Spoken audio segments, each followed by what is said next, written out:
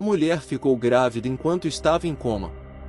Após testarem o DNA de todos os homens que tiveram acesso a ela no hospital, ficaram todos chocados ao descobrirem quem era o pai do bebê. Histórias cativantes. Aline é uma jovem de 27 anos. Ela sempre gostou de esportes radicais, mas a sua maior paixão era esquiar na neve. Gostava tanto, que muitas vezes saía de casa sem tomar o café da manhã, só para comer no meio das montanhas cobertas de neve. Mas naquele dia, algo estava muito estranho. A Aline parecia sentir que alguma coisa iria acontecer com ela. Mas mesmo assim, continuou a sua subida para o topo da montanha. Era a primeira vez que não estava confortável para esquiar. Passou alguns minutos contemplando a paisagem, como se fosse a última vez que iria vê-la em sua vida. Apesar de sua vasta experiência, ela hesitava em descer várias vezes, como se fosse uma iniciante. Mas enfim, ela respirou fundo e iniciou a sua descida. Ela amava fazer aquilo. Trazia uma sensação de liberdade para ela, como se fosse um pássaro dando um voo rasante na neve. Mas o que ela sentia era sério, e o pior aconteceu. Ao tentar desviar de uma árvore, ela caiu e bateu a cabeça em uma pedra, a deixando desacordada. Após ser socorrida, Aline foi levada para o hospital, onde constatou-se uma lesão no cérebro causada por um traumatismo crânioencefálico, a deixando em estado de coma. Seus amigos e parentes ficaram desesperados ao saberem do ocorrido. Mas eles tinham que ter fé na sua recuperação, e acreditarem que logo logo ela estaria sorrindo e se divertindo com eles novamente. Como ela estava na UTI, as visitas ficaram limitadas aos seus parentes mais próximos. Mas alguns amigos, com jeitinho, também conseguiram visitá-la lá dentro. Seus amigos sentiam muito o ocorrido, já que tudo aconteceu exatamente quando ela tinha se profissionalizado como esquiadora, e justamente agora, iria começar a ganhar dinheiro com o esporte que tanto amava. Mas a vida tinha essas surpresas, e agora ela estava nas mãos de Deus, e dos médicos daquele hospital. Apesar do quadro de saúde estar estabilizado, não existia nenhuma expectativa de quando Aline iria acordar do coma. 6 meses depois, durante uma rotina de administração da higiene e exame físico do paciente, uma enfermeira percebeu algo diferente na barriga de Aline. Parecia estar inchada, e resolveu chamar o médico responsável para descobrirem o que estava acontecendo. Ao olhar pela primeira vez, o médico achou que poderia ser algum tipo de hemorragia, ou um cisto na região, mas só os exames poderiam confirmar. Depois de uma bateria de exames, o menos provável foi diagnosticado. Aline estava grávida de 4 meses, porém, ela estava em coma há mais de 6 meses. Além disso, quando ela deu entrada no hospital, foram feitos todos os exames nela, e nenhum deles tinha apontado uma possível gravidez. Ao contar para os seus parentes, eles ficaram estarrecidos com o que estava acontecendo. Exigiram que o hospital tomasse providência e chamaram a polícia. Os policiais pegaram a lista de todos os homens que tiveram acesso ao local que Aline estava internada, desde a sua chegada. Começaram fazendo o exame de DNA nesses funcionários, porém, ao sair o resultado, todos deram negativo. As coisas estavam ficando cada vez mais difíceis.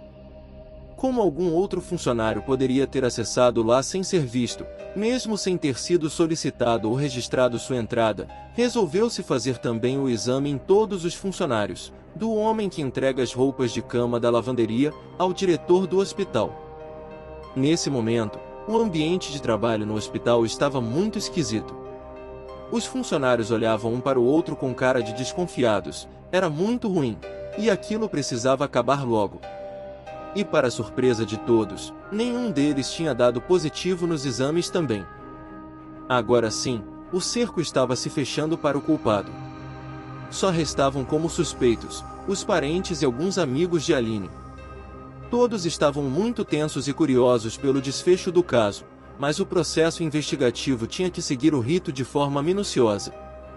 Entre os parentes do sexo masculino que estiveram no local, estavam seu pai, seu irmão, seu padrasto e um primo, filho da irmã de sua mãe.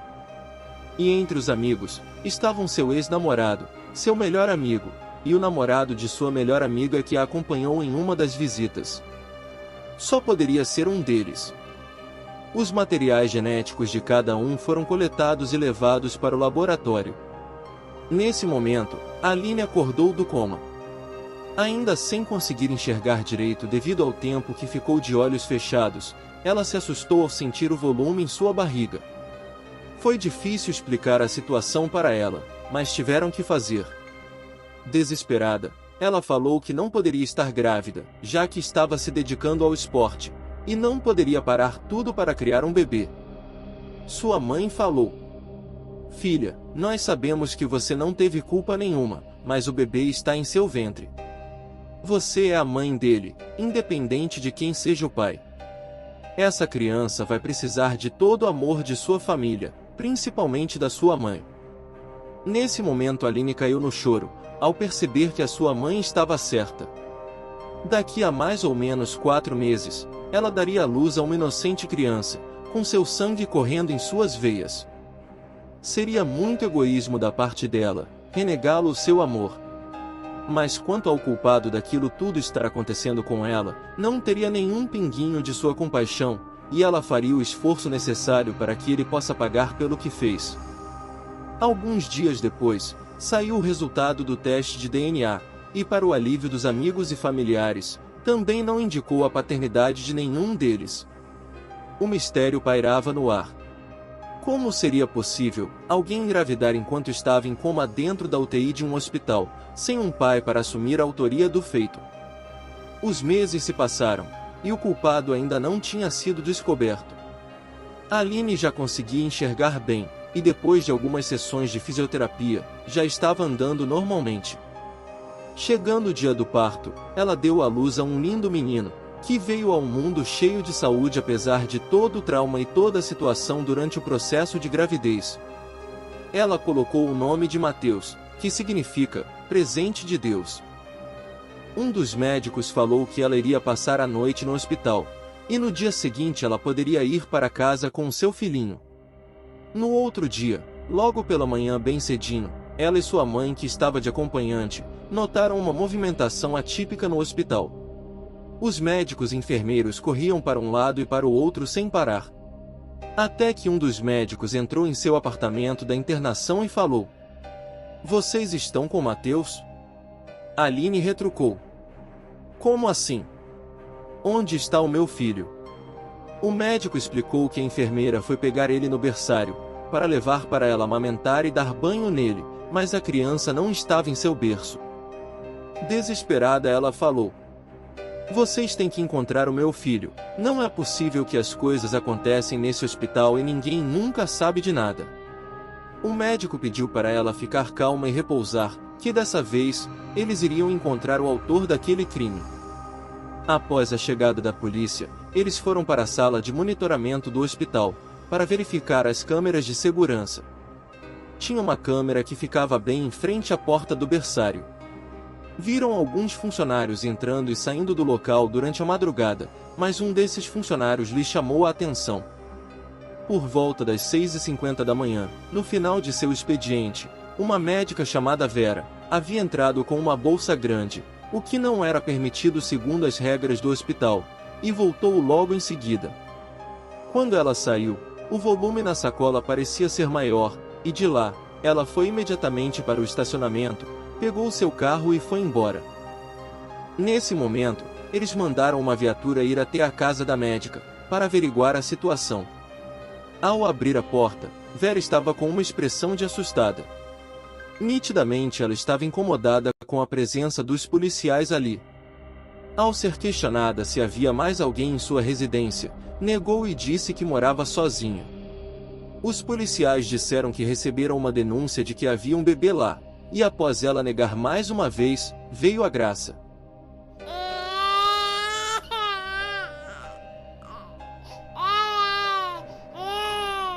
O choro de um bebê ecoou de dentro da casa, e o policial falou: "Com licença, mas a senhora está presa."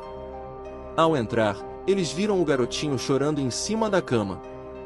Sem saída, a médica contou em depoimento tudo o que havia acontecido.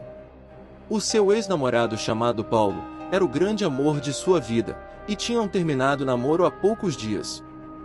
Ao perceber que ele estava prestes a terminar o relacionamento com ela, decidiu armar um plano para tentar reverter aquela situação. Ela sabia que não podia engravidar, devido a uma anovulação, causada por problemas em sua tireoide. Mas coletou uma quantidade de espermatozoides dele, alegando que iria fazer o teste para saber se o problema estava nele ou nela. Ele, sem saber de nada, concedeu o material para o espermograma. Vera, então, levou os espermatozoides para o hospital e fez a inseminação em Aline. Como Aline estava em coma, ela acreditou que ninguém iria querer o bebê. E era aí que ela entraria se passando por uma boa samaritana. Ela iria se oferecer para criar a criança. Depois, faria Paulo descobrir que ela teve um bebê, porém não quis contar para ele. E por fim, pediria para ele fazer um exame de DNA para confirmar a paternidade. Assim, em sua cabeça, ficaria mais fácil dela reatar o relacionamento com ele. Mas o seu plano desandou, quando Aline acordou no meio da gravidez, e falou que iria criar o bebê, mesmo sem saber quem era o pai. A única solução para o seu plano dar certo, seria sequestrar o menino. Mas tudo deu errado. Após algumas audiências, o juiz condenou Vera a 8 anos de prisão por abuso de incapaz e sequestro. O caso virou notícia na cidade, e comoveu a população, dividindo a opinião pública. Algumas pessoas achavam que a médica deveria ser presa, outras achavam que ela deveria ser perdoada e até ficar com o bebê, já que ela tinha feito tudo aquilo por amor. O fato chegou ao conhecimento de Paulo em poucas horas. E mesmo sem saber de nada que havia acontecido, ele prontamente quis conhecer o seu filho. Foi amor à primeira vista. Ele fez questão de registrá-lo, e passou a visitá-lo constantemente. E por ironia do destino, durante essas visitas, ele e Aline acabaram se apaixonando. Os dois pareciam que foram feitos um para o outro.